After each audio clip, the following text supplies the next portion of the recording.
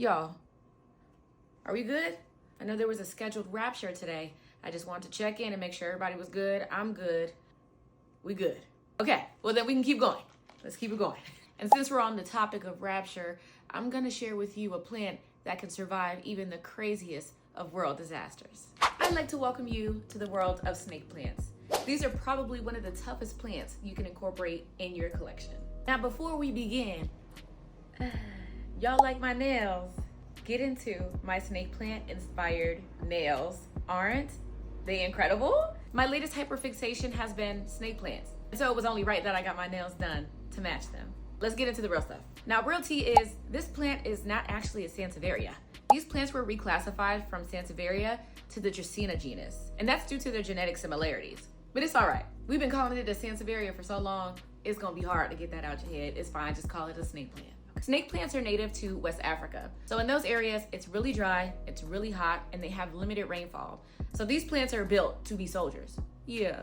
Now, similar to a lot of other plants, the snake plant is associated with a lot of European colonization in Africa. And of course, the Linnaean classification system did not acknowledge some of the knowledge that Black enslaved folks, as well as indigenous folks, shared with them during the time of discovery.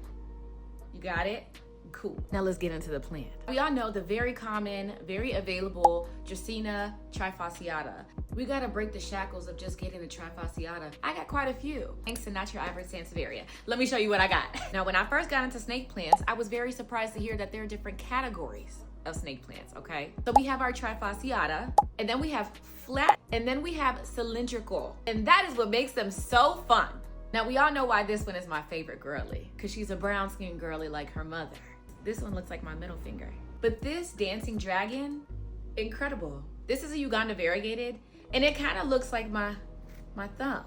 Now let's get into the care. Yes, we all know that snake plants are low light tolerant, but that does not mean that they do not like sunlight. For those of us that actually want to see a little bit of growth and encourage some variegation, we're going to put this in bright and direct light. When choosing your soil for your snake plant, you do want to get a well-draining mix. You don't want a soil mix that holds too much moisture for too long, because that'll encourage root rot.